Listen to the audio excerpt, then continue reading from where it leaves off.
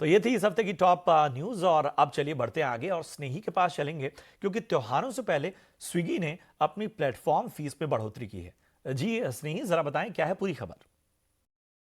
जी हाँ, स्टार्टअप्स की दुनिया में एक खबर आई है कि स्विगी ने अपना प्लेटफॉर्म फी जो है पर ऑर्डर उसको हाइक कर दिया है। अब ये 14 रुपए पर ऑर्डर है, पहले 10 से 12 रुपए की रेंज में रहता था। तो ये स्विगी पर सबसे लेटेस्ट न्यूज़ फ्लो है। इस पर इलारा ने एक नोट निकाला है और वो कहते हैं कि जो प्लेटफॉर्म फी हाइक है वो स्विगी का जो पाथ टू एबिटा उन्होंने जो टारगेट दिया है 5% एबिटा, ये स्विगी को उसके करीब ला सकता है। और ऐसी भी उम्मीद है कि इटर्नल जो कि पहले जोमेटो के नाम से जाना जाता था, वो भी इस मॉडल को फॉलो कर सकता है अगर उनके कस्टमर्स ये एक्सेप्ट करे तो। और जब से इंट्रोड्यूस हुआ है प्लेटफॉर्म फी और जब से स्विगी का लिस्टिंग हुआ है, याद रखिएगा 2023 में स्विगी का प्लेटफॉर्म फी मात्र 2 रुपए पर ऑर्डर था और अब ये 7 गुना बढ़कर 14 रुपए पर ऑर्डर हो गया है। पर इसके दम पर भी हमने स्विगी के वॉल्यूम्स में, उनके डिमांड में कोई भी नेगेटिविटी नहीं देखी है। तो ये लारा काफी अच्छा पॉजिटिव पॉइंट कर रहा है स्विगी के लिए। और वो कहते हैं कि फॉर एवरी रुपया जो स्विगी अपना प्लेटफॉर्म फी ऊपर करता है, हर 1 रुपए के प्लेटफॉर्म फी हाइक के लिए स्विगी के टेक रेट्स पर 20 बिप्स का पॉजिटिव इम्पैक्ट होता है। और अगर हम ये अज्यूम करें कि 50% ऑर्डर्स पर भी अगर ये 14 रुपए का प्लेटफॉर्म फी लागू होता है, तो स्विगी का टेक रेट और एबिटा 30 बिप्स से सर्ज हो सकता है और एबिटा प्रॉफिट में भी लगभग 8 से 9% का जंप आ सकता है, जो कि लगभग 120 करोड़ रुपए तक का हो सकता है ईयर ऑन ईयर बेसिस पर। तो काफी पॉजिटिव है ये स्विगी के लिए। और जोमेटो पर वो कहते हैं कि ऐसा भी हो सकता है कि जोमेटो इस मॉडल को ना फॉलो करे, क्योंकि जोमेटो ऑलरेडी प्रॉफिटेबल है और वो शायद अपने मार्केट शेयर और अपने कस्टमर बेस को बरकरार करना चाहे। पर वो कहते हैं कि अगर स्विगी के कस्टमर्स ने इस प्लेटफॉर्म हाइक पे अच्छा रिस्पॉन्स दिया तो जोमेटो भी आगे जाकर अपना प्लेटफॉर्म फी हाइक कर सकता है। और जोमेटो के बारे में बात करें तो हर 1 रुपए का प्लेटफॉर्म फी हाइक जो वो लेता है, 22 बिप्स का पॉजिटिव इम्पैक्ट होता है उनके टेक रेट्स पर। तो ये था सबसे लेटेस्ट न्यूज फ्लो स्विगी पर। स्विगी ने अब अपना प्लेटफॉर्म रेट 14 रुपए पर प्रति ऑर्डर हाइक कर दिया है। तो ये थी इस हफ्ते की अहम हलचलें। और अब बढ़ेंगे अपने खास मेहमान की तरफ। हमारे साथ आज खास चर्चा में शामिल हो रहे हैं रेने कॉस्मेटिक्स के को फाउंडर आशुतोष वलानी। आशुतोष, बहुत अच्छा लग रहा है आपसे बातचीत करते हुए। सुर्खियां बटोरी हैं आपकी फंडिंग ने, तो जरा फंडिंग के बारे में सबसे पहले बताइए, कितनी फंडिंग हुई है और इस फंडिंग का इस्तेमाल कहां कहां होने वाला है। थैंक यू प्रशांत।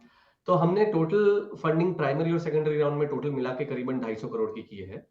और ये फंडिंग इसलिए की गई है क्योंकि यहाँ से हम जाना चाहते हैं to become the number one brand in the country.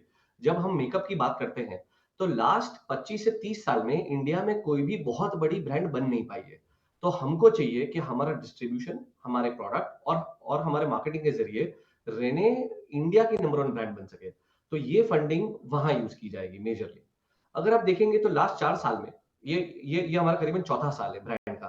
Last 4 साल में हम पहले साल में हमने किया 30 करोड़, दूसरे साल में हमने किया 100 करोड़ रेवेन्यू, तीसरे साल में हमने किया 200 करोड़ रेवेन्यू, और जो चौथा साल 2025 जो अभी अंत हुआ है जिसका, उसमें हमने करीबन 350 करोड़ का रेवेन्यू किया, जिससे हम बनते हैं India fastest growing colour cosmetics brand in the country. जी, काफी बेहतर और नया जमाना है। नई सोच के साथ आप आगे बढ़ रहे हैं और नई सोच में बिना जेंजी के बात नहीं बन सकती। तो हमें बताइए कि एक ऐसी जनरेशन जो अपने लुक्स को लेकर काफी सोचती है और काफी ज्यादा कंसर्न रहती है, तो एक बहुत बड़ा मार्केट सेगमेंट जेंजी का है, तो उनको लेकर भी मेरे ख्याल से बहुत कुछ हो रहा है। कॉस्मेटिक्स की जो दुनिया रही है वो हम जैसों के लिए या हमसे पहले की जनरेशन के लिए वो ओकेजनली रही है, लेकिन जेन जी डे टू डे लाइफ में भी कॉस्मेटिक्स का काफी इस्तेमाल कर रहे जी बिल्कुल, आपकी बात बिल्कुल सही है। तो मिलेनियल्स या हमारी जनरेशन या हमारे पहले की जनरेशन देखे, तो एक तो पहले उनके पास बहुत ऑप्शंस नहीं हुआ करते थे। और जो भी ऑप्शंस थे वो 2-3 आइटम होती थी पहले, कि काजल लगा लीजिए, थोड़ा-सा ब्लश कर लीजिए या तो थोड़ी-सी लिपस्टिक लगा लीजिए। लेकिन अब की जो जनरेशन है, वो पूरी सोशल मीडिया जनरेशन है। तो उसमें पहनावा, दिखावा, ये बिकम्स फर्स्ट प्रायोरिटी, कि हमको अच्छा दिखना है, हमको अच्छा बन के जाना है, कहीं पे भी जाना है। तो इसकी जो डिमांड है वो बहुत बढ़ गई है। तो जेन ज़ी अपना फ्यूचर है। तो इसके लिए जो भी सोशल मीडिया प्लेटफ़ॉर्म पे है, जेन ज़ी हो या तो मिलेनियल हो, दोनों का एजुकेशन, दोनों का लिटरेसी टुवर्ड्स मेकअप बहुत बढ़ चुका है। तो इसलिए अब यूसेज बहुत बढ़ने वाला है। तो जेन-ज़ी के बिना तो हमारा कोई चारा ही नहीं है। तो हमको प्रोडक्ट ऐसे ज़रूर बनाने पड़ते हैं कि जो मिलेनियल भी यूज़ करे, लेकिन जेन-ज़ी को भी अच्छे लगे। जी, वाक़ई आपने सही कहा। अब ज़रा हम रेने की जर्नी के बारे में बात करेंगे। पिछली दफ़ा जब आशिका से बात हो रही थी, तो वो लगातार अपनी टीम के बारे में बता रही थी कि कितना ज़रूरी होता है एक टीम का बेहतर होना। तो हमें बताइए ये एसोसिएशन हुआ कैसे और अब तक की जो जर्नी रही, वो किस तरह की रही है? ये बहुत ही इंटरेस्टिंग कहानी है। तो आशिका एक्चुअली मेरी स्कूल सीनियर थी। तो आशिका को मैं करीबन 30 साल से जानता हूँ और प्रियांक जो हमारे तीसरे को-फाउंडर हैं, वो मेरे कॉलेज के फ्रेंड हैं, जिनको मैं 25 साल से जानता हूँ। तो मैंने और प्रियांक ने इसके पहले एक ब्रांड चालू की थी जिसका नाम था बियर्डो। शायद आपने सुना हो, जो मेंस ग्रूमिंग में था। वो ब्रांड हमने करीबन 2020 में मैरिको को बेच दी। उसके आसपास मैंने, प्रियांक ने और आशिका ने डिसाइड किया कि जब हम ये बियर्डो एग्जिट कर रहे हैं, तो अब अगला क्या करेंगे? तो तब ये आइडिया आया कि थोड़ा बड़ा मार्केट में जाते हैं, क्योंकि मेंस ग्रूमिंग एक एक मार्केट करीबन 5,500 करोड़ का था और जो फीमेल ग्रूमिंग मार्केट है, जो बीपीसी जिसको बोलते हैं, वो करीबन 1 लाख करोड़ मार्केट, 1 लाख करोड़ रुपए का है। तो हमने सोचा अगर हम 5-6 हजार करोड़ के मार्केट में इतना बड़ा ब्रांड बना सकते हैं, तो क्या हम यही फॉर्मूला रिपीट करके इसमें और बड़ा ब्रांड विमेन में बना सकते हैं, जो कि उससे ऑलमोस्ट 20 टाइम्स बिगर मार्केट है।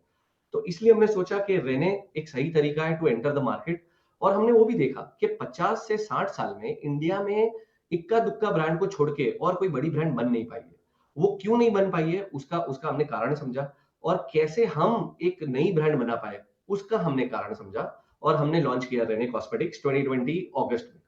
पता है आशुतोष, यही अच्छा लगता है। मतलब मैं ट्रेडिशनल बिजनेसेस और स्टार्टअप को इसी में बड़ा फर्क मानता हूं, क्योंकि स्टार्टअप्स में जैसे आप भी बात करें, एक आंखों में चमक है आप सभी के। और आप जो अपनी टीम के बारे में बात कर रहे हैं और कितनी अहमियत है एक अच्छी टीम की किसी भी स्टार्टअप में, उसको बार बार वैलिडेट होता है इस तरह की बातचीत से। अब दर्शकों की दिलचस्पी आपके सेलेब एंडोर्समेंट में भी है, तो हमें बताइए कि इस फ्रंट पे क्या कुछ हुआ है और कौन कौन से बड़े चेहरे शामिल रहे आपकी इस यात्रा में? इंडिया में जब कोई भी एक ब्रांड चालू करनी होती है ना, तो उसका एस्पिरेशन, मतलब उसकी भावना जागती है किसी और को देख के, कि कोई और अगर यूज़ कर रहा है और वो कोई और यूज़ करके अच्छा लग रहा है, तो हमें भी ऐसा लगना है, ठीक है? तो जो प्रोत्साहन हमको मिलता है वही प्रोडक्ट यूज़ करने का, वो सबसे ज़्यादा होता है जो हमको रोज़ दिखता है। अब वो टीवी के माध्यम से हो, सिनेमा के माध्यम से हो, यूट्यूब या सोशल मीडिया के माध्यम से हो। तो ये बहुत ही इम्पोर्टेंट है कि हम सेलिब्रिटीज़ को साथ लेके चलें। क्योंकि सेलिब्रिटीज ही अपने यहाँ का पूरा इंस्पिरेशन बने हुए हैं कि वो जो करते हैं वो भी हमको करना है और वो हमसे एक कदम कहीं ना कहीं आगे होते हैं। फैशन की बात कर लीजिए, मेकअप की बात कर लीजिए, स्किन केयर ग्रूमिंग की बात कर लीजिए। तो उनको साथ में रख के अगर हम ब्रांडिंग करते हैं तो उसका जो इम्पैक्ट होता है, उसका जो ब्रांड रिकॉल बनता है, वो थोड़ा सा ज्यादा होता है। तो उसकी वजह से हमने 4 साल में करीबन 4 to 5 फेसेस यूज किए हैं। हमने इलियाना डिक्रूज, मोनी रॉय, रश्मिका मंदाना, जानवी कपूर और आज हमारे साथ मृणाल ठाकुर जुड़े हुए हैं। तो हम टाइम टाइम को लेकर हम लोग जुड़ते जाते हैं, जिसका सबसे ज्यादा तब रेलेवेंस होता है, उसके साथ हम लोग पार्टनरशिप करते हैं और उनके माध्यम से भी हम लोग ज्यादा लोग को पहुंचने की ट्राई करते हैं। यही चीज यूट्यूब इन्फ्लुएंसर के साथ भी होती है और यही चीज इंस्टाग्राम इन्फ्लुएंसर्स के साथ भी होती है। वाकई वाकई, और ये बहुत ज़रूरी है। मतलब जो आइडल्स होते हैं, जो रोल मॉडल्स होते हैं, उन्हें देख के ही लोग उनके प्रोडक्ट्स और ब्रांड्स को अपनाते हैं। आगे ग्रोथ का क्या आउटलुक है? आपने मोटा मोटी तो बात बता ही दी, लेकिन क्या प्लानिंग है? जी, मैंने जो आपका पहला सवाल का जैसा उत्तर दिया था कि हमको देश का नंबर 1 मेकअप ब्रांड बनना है और वो ही हमारा एस्पिरेशन है। तो हमारा शॉर्ट टर्म गोल ये है कि नेक्स्ट 2 से 3 साल में हमको 1000 करोड़ रेवेन्यू क्रॉस करना है और हमको नेक्स्ट 5 से 6 साल में देश का नंबर 1 ब्रांड बनना है। बस यही तरफ हमारा काम चल रहा है। उसके आस-पास हम और कुछ नहीं सोचते हैं, आँख बंद करके बस मेहनत करते हैं और इच्छते हैं कि हम लोग जहाँ हमने टारगेट किया है वहाँ पहुँच जाएँगे। शुक्रिया करेंगे आशुतोष हमसे चर्चा में जुड़ने के लिए और तमाम इंसाइट्स देने के लिए। आपको, आपकी टीम को हमारी ओर से शुभकामनाएं। और एक वादा ज़रूर आपसे लेना चाहूँगा, अगली दफ़ा आप सभी हमारे स्टूडियो आइए, हम स्टूडियो में आपके साथ इंस्पायरिंग शो करेंगे स्टार्टअप के एंटरप्रेन्योर्स के साथ। और ये वादा मैं आपसे ज़रूर चाहूँगा। बहुत बहुत शुक्रिया हमें अपना कीमती समय देने के लिए। यहाँ रुकेंगे एक छोटे से ब्रेक के लिए, और ब्रेक के उस पार भी हमारे साथ एक बेहद खास मेहमान है। आप बने रहे हमारे साथ।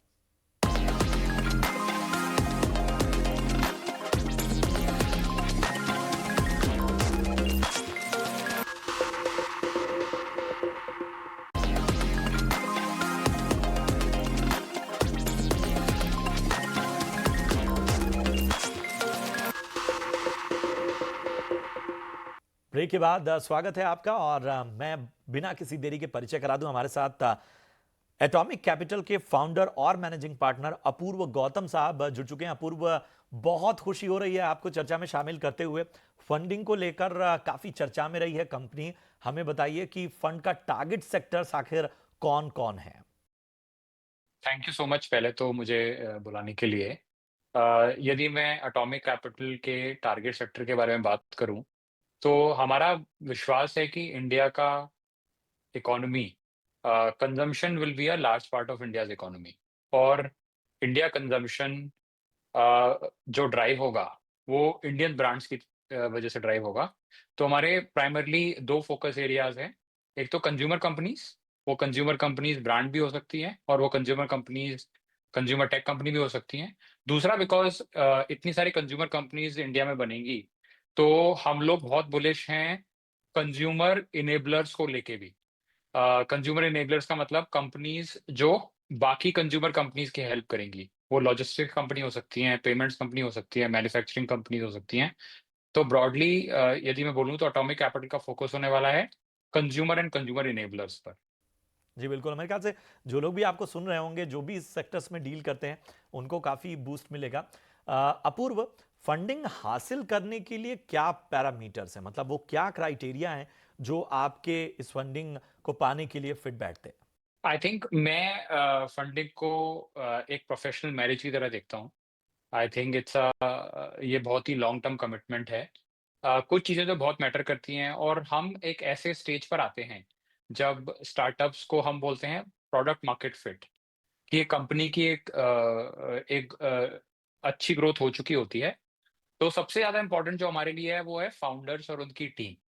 बिकॉज़ हमारी जो प्लेबुक है, उसमें हम बहुत ही क्लोज़ली काम करते हैं फाउंडर्स के साथ, तो बहुत ही इम्पोर्टेंट है कि टीम कैसी है, फाउंडर्स कैसे हैं। दूसरा, हमारा एक कोर विश्वास है कि कैपिटल एफिशिएंसी जिसको बोलते हैं, वो डे 1 से ही सॉल्व करना बहुत ज़रूरी है। तो कंपनियाँ जो बहुत ही कैपिटल एफिशिएंट हों, क्योंकि हम एक अर्ली स्टेज फंड हैं, तो एक लिमिटेड पूँजी के साथ कैसे हम मैक्सिमम आरओआई ला पाएँ, वो हमारे लिए बहुत इम्पोर्टेंट है। तीसरा, रेवेन्यू मोमेंटम, एक कंपनी की ग्रोथ होनी चाहिए। सो ये 3 चीज़ें हैं जो हमारे लिए बहुत मैटर करती हैं फंडिंग के पॉइंट ऑफ व्यू से। जी वाकई काफ़ी काफ़ी बेहतर। तो ये तमाम पैरामीटर्स का बहुत ध्यान रखना होगा तमाम जो यंग एंटरप्रेन्योर्स हैं जिनके पास कुछ आइडिया है। इंडिया के स्टार्टअप इकोसिस्टम पे भी मैं आपसे बात करना चाहूँगा। अपूर्व, कैसे देख रहे हैं आप, किस तरह से ग्रोथ हो रही है? ये बहुत ही महत्वपूर्ण सवाल है और मुझे लगता है कि इंडिया का एक बहुत बड़ा ग्रोथ ड्राइवर स्टार्टअप इकोसिस्टम होने वाला है। यदि आप बात करें बोथ इन टर्म्स ऑफ या तो क्वांटिटी या क्वालिटी, तो पहले मैं क्वांटिटी की बात करता हूँ। यदि आप देखेंगे सन 2022 तक cumulative startup base was around 1,20,000 रफली स्टार्टअप्स एंड 2023 में रफली वन थर्ड ऑफ स्टार्टअप्स 2023 में ही आए। तो मुझे लगता है एक बहुत ही गति मिली है स्टार्टअप इकोसिस्टम को, तो वो नंबर्स दिखा रहे हैं। दूसरा, ना सिर्फ नंबर्स में बट क्वालिटी में।